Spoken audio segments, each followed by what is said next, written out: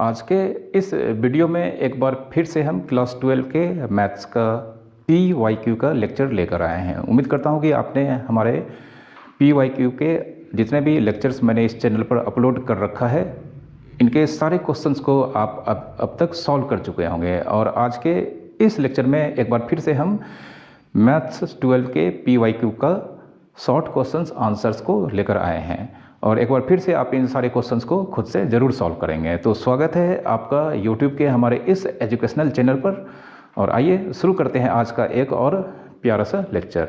आज का हमारा पहला क्वेश्चन हमारे सामने स्क्रीन पे है कि if the sum of all the elements of a 3×3 scalar matrix is 9 then find the product of all its diagonal elements. ठीक है, यहाँ पर एक स्केलर मैट्रिक्स 3×3 का लिया गया, जिसका जानते हैं आप एक स्केलर मैट्रिक्स जो कि 3×3 ऑर्डर के होंगे, उसमें कुछ एंट्रीज इस तरह के दिखाई देंगे। मेन डायगोनल के सारे एलिमेंट्स यहाँ पर सेम होते हैं स्केलर मैट्रिक्स में और नॉन डायगोनल के सारे एलिमेंट्स 0 होते हैं। चूँकि यहाँ पर यह 3×3 स्क्वायर मैट्रिक्स है, तो यहाँ पर इसका कुछ जो फॉर्म होगा वह कुछ इस तरह का दिखेगा। ठीक है, तो यहाँ पे sum of all the elements of a 3×3 scalar matrix is 9। तो ये सारे एलिमेंट्स को अगर हम ऐड करेंगे तो सारे 0 और यह 3a मिलकर यहाँ पर 3a होगा। और यहाँ पर इस क्वेश्चन में इसका वैल्यू 9 दिया गया है। ठीक है, अकॉर्डिंग टू क्वेश्चन। तो यहाँ पे a का वैल्यू 3 होगा। ठीक है, हमें यहाँ पर product of all its diagonal elements, तो इन 3 डायगोनल एलिमेंट्स का प्रोडक्ट का वैल्यू निकालना है। तो therefore a into a means a cube, और a का वैल्यू हमने यहाँ पे 3 निकाला है, 3 क्यूब 27। ठीक है, इसका 27 आंसर होगा।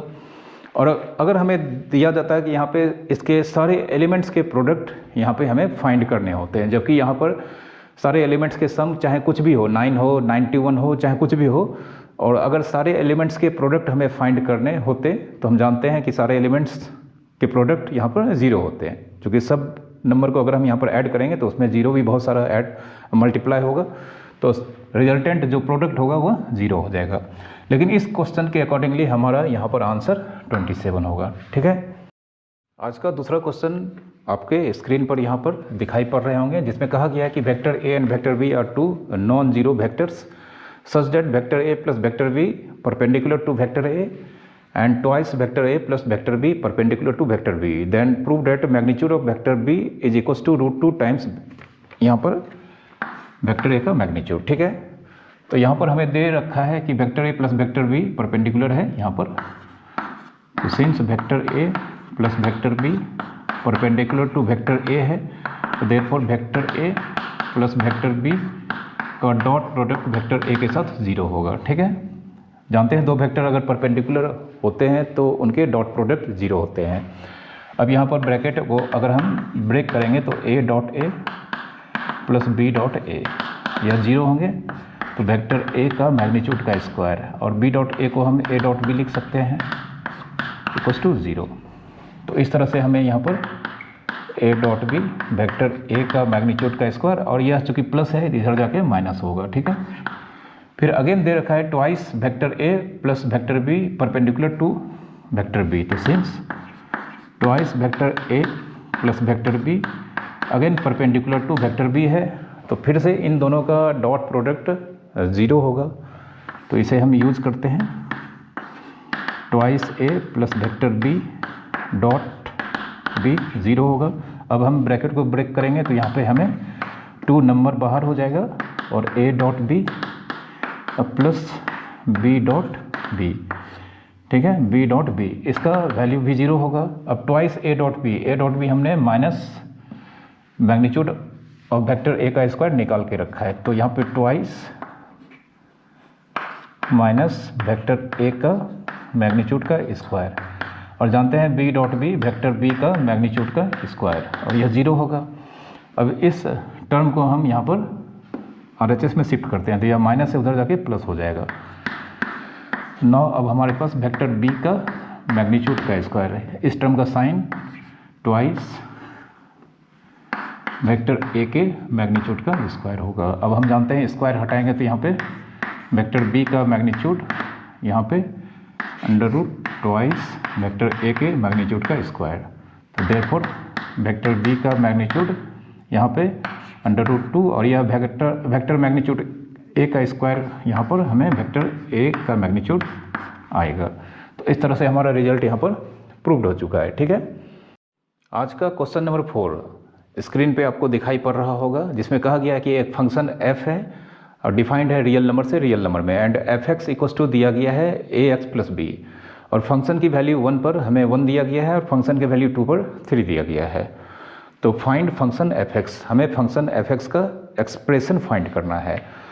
उसके बाद हमें यहाँ पर चेक करना है क्या यह फंक्शन 1 1 है या नहीं है। ठीक है, तो सबसे पहले हम यहाँ पर a के वैल्यू को फाइंड करते हैं।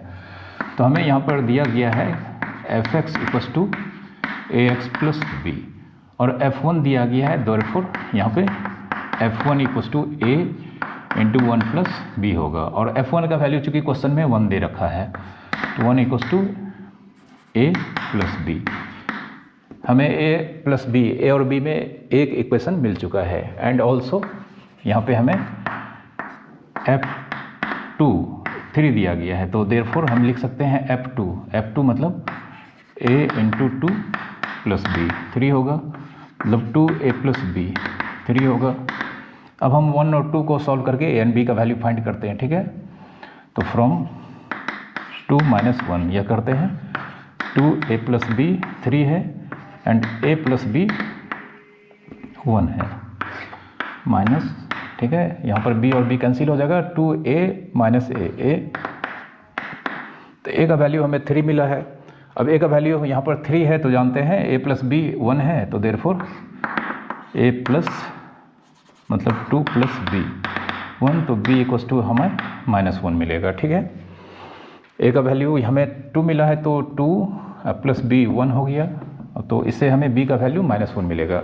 अब हम इस a और b के वैल्यू को इस fx के एक्सप्रेशन में रख देते हैं, तो therefore fx equals to ax plus b, तो a का वैल्यू हमने यहाँ पे 2 निकाला है, 2a माइनस 1, तो देयरफॉर हमें यहाँ पर fx का वैल्यू 2a माइनस 1।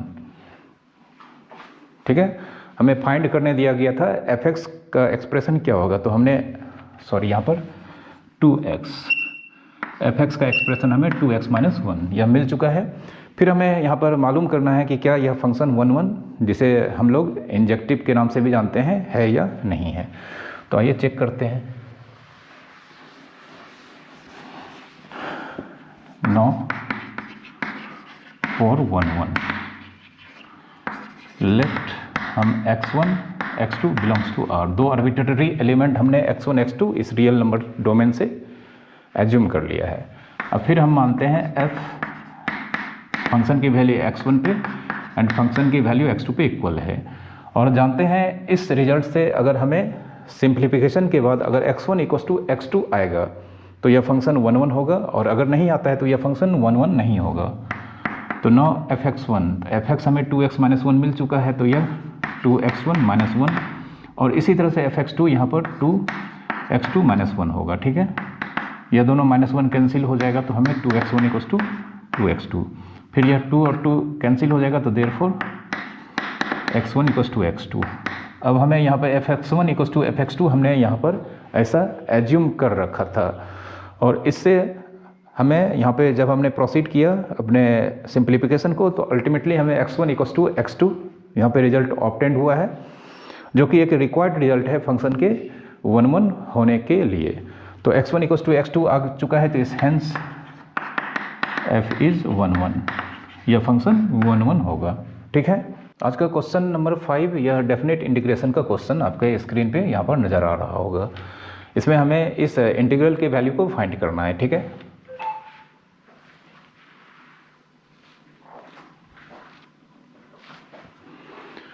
तो यहाँ पर हम इसे sin 2x को हम यहाँ पर 2 sin x into cos x लिखेंगे, तो 0 से यहाँ पर π/2 sin 2x को हम यहाँ पे 2 sin x into cos x into tan inverse sin x dx। ठीक है, यह हमने यहाँ पर लिख दिया है। अब हम जानते हैं sin x का डेरिवेटिव cos x होता है, तो हम यहाँ पर sin x के प्लेस पे सब्सटीट्यूट करेंगे sin x को। ठीक है, तो पुट साइन एक्स को हमने टी एज्यूम कर लिया, तो साइन एक्स का derivative cos X D x T T होगा। अब सब्सटीट्यूशंस के बाद यहाँ पर लिमिट के वैल्यूज़ भी चेंज हो जाते हैं, तो क्रॉसपॉन्डिंग लिमिट्स के वैल्यू क्या हो गए ये हम देख लेते हैं। तो व्हेन एक्स इक्वल्स टू 0 तो टी इक्वल्स टू साइन 0 जो कि 0 होगा, और व्हेन एक्स इक्वल्स टू π/2 तो टी इक्वल्स टू साइन π/2 जो कि 1 होगा। तो अब हमारा upper limit 1 and lower limit 0 होगा। तो हमारा इंटीग्रल 0 से 1, 2 को हम ज्यों का त्यों रखेंगे, साइन एक्स को हमने टी एज्यूम किया है, and two tan inverse sine X मतलब tan inverse T, and two cos X D X, cos X D X के जगह पर हम यहाँ पर डी टी को रखेंगे। ठीक है, अब हम यहाँ पर इसे 2 इंटू 0 से 1 T into tan inverse T D T, ठीक है, इसे लिख सकते हैं। अब हम इस इंटीग्रल को यहाँ पर हम फाइंड कर लेते हैं, फिर लिमिट लगा देते हैं। तो 9 T into tan inverse T D T. हम जानते हैं यहाँ पर हमें यहाँ पर by parts, integration by parts use करना होगा, तो हम इसे बाय पार्ट्स से सॉल्व करते हैं। तो यह इन्वर्स ट्रिग्नोमेट्रिकल फर्स्ट फंक्शन होगा, तो ten inverse T into T D T minus ten inverse T का यहाँ पे अब डिफ्रेंशिएशन होगा, ten inverse T dash T D T और यह डी टी। तो टी का हमें t²/2 into tan inverse T, फिर टेन इनवर्स टी का डेरिवेटिव 1/1 प्लस t² और t का फिर से t², ठीक है, t²/2 dt यह मिलेगा। अब इसे हम फिर से इस तरफ सॉल्व करते हैं।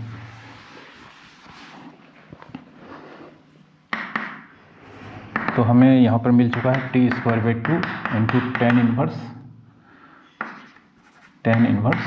टी, और इस 2 को हम बाहर करते हैं तो -1/2 t²/1 plus t², 1 plus t², फिर हम यहाँ पर +1 ऐड करके -1 करेंगे, ठीक है, t²/2 into tan inverse T -1/2 t² + 1 -1, क्योंकि यहाँ पर t² के पास +1 है तो हमने यहाँ पर +1 कर दिया है, और इसे मैनेज करने के लिए यहाँ पर हमें साइड में -1 करना पड़ रहा है, by 1 plus t² dt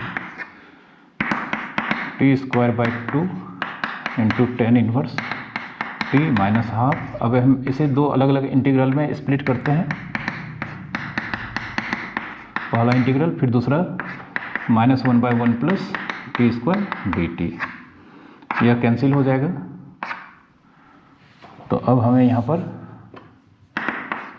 t²/2 into tan inverse t -1/2, यहाँ पर dt का इंटीग्रेशन t होगा, और यहाँ पर 1/1 प्लस t² जिसका इंटीग्रेशन टेन इनवर्स t होता है, ठीक है। तो अल्टीमेटली हमें i equals to t²/2 tan inverse t minus half t plus 1/2 tan inverse t यह मिल चुका है। अब हम यहाँ पर अपने इस इंटीग्रल में लिमिट को अप्लाई करेंगे, ठीक है।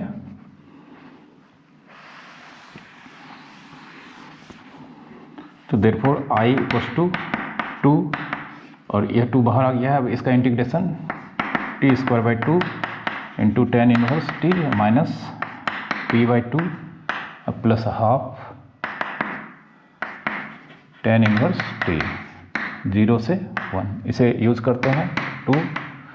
तो सबसे पहले हम 1²/2 into tan inverse 1 minus 1/2 plus 1/2 into tan inverse 1। सबसे पहले हमने t के प्लेस पे 1 रखा, अब 0 रखेंगे, 0²/2 into tan inverse 0 minus 0/2 plus 1/2 into tan inverse 0।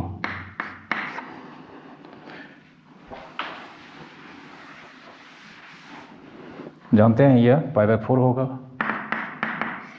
1/2 into π/4 minus यह 1/2 प्लस 1/2 इंटू π/4, ठीक है। और इधर सारा रिजल्ट 0 होगा, -0।